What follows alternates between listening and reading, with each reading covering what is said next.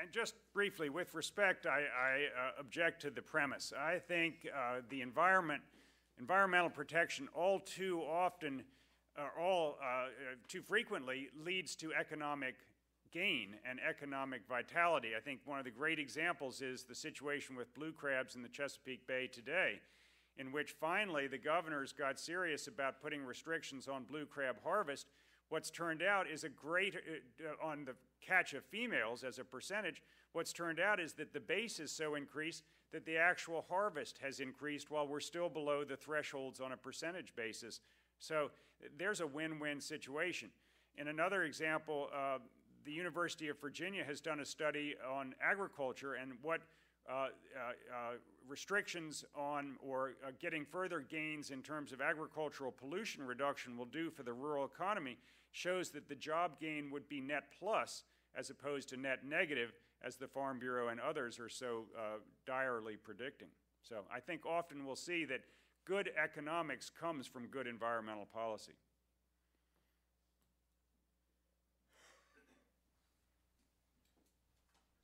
No other questions? Yes, sir. Jeff, could you, John, describe how this differs from the consent decree in 2000, which was this commitment? It was that 10-year process where the state said, okay, we'll do it voluntarily, but the hammer's going to come down in 2010, and there's going to have to be mandatory things. How does this differ from that? There wasn't a consent decree in 2000. If you're referring to the 1999 agreement. Well, that agreement was set up to force the states to actually identify those waters that were impaired. Virginia and Maryland had failed to do their job.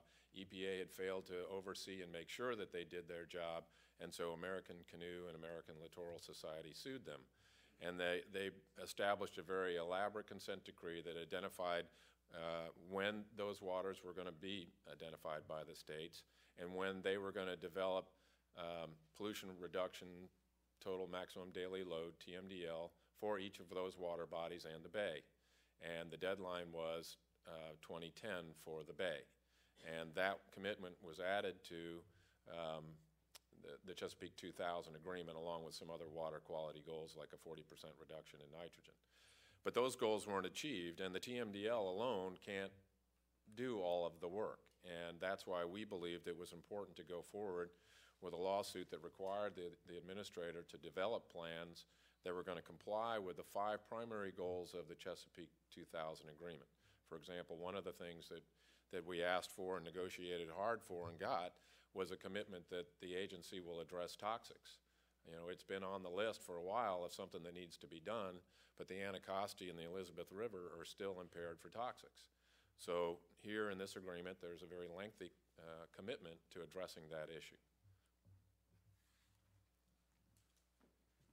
Basically, the 99 or was 99 or 98 consent decree really set up and established the ability for a Chesapeake Bay Foundation or other organization to go forward with the litigation we brought.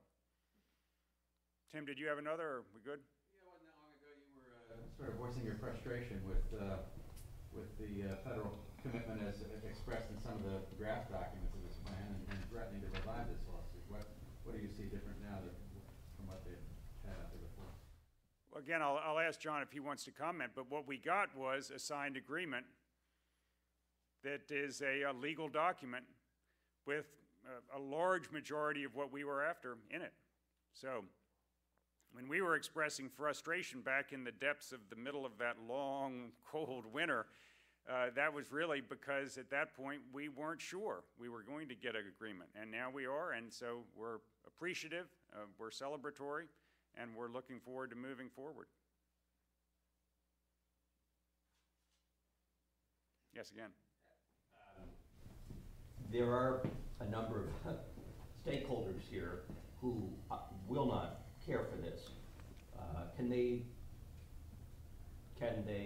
attack it legally? Correctly? For instance, stakeholders that... Well, the Farm Bureaus or what have you. Is there, I have no idea, is there a legal avenue to challenge this that it...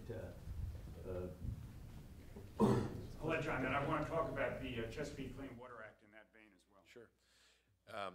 Well, as you may know, there were a group of interveners that intervened in our lawsuit.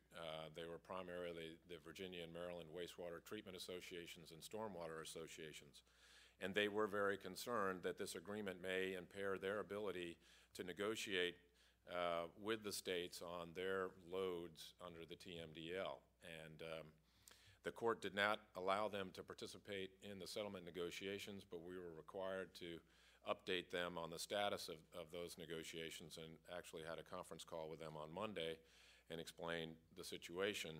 And again, they have voiced their concerns, but once it was explained to them that that flexibility that's built into the state implementation plans was still there, of course, we reiterated the agency's commitments to what we call reasonable assurance, the things that EPA is going to require the states to show to make certain that they can meet their allocations for these different loads for the wastewater treatment plants or municipal stormwater, and that EPA will impose consequences if the states fail to adhere to those goals.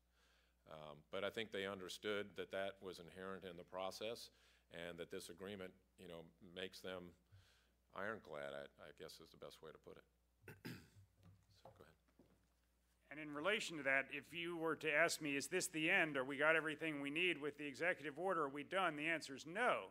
One of the big things that needs to happen next is the passage of the so-called Chesapeake Clean Water Act, which is the legislation introduced by Senator Cardin and Congressman Cummings.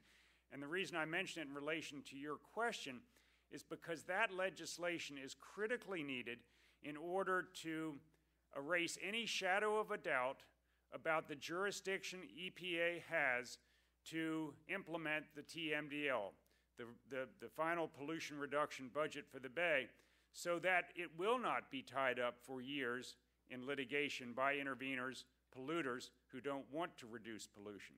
So it's one more step in the process that we think is necessary. Going once. Thanks very much, and thanks again to Bob Sussman, Bob Perciasepi, Bernie Fowler, John Mueller, Chuck Fox.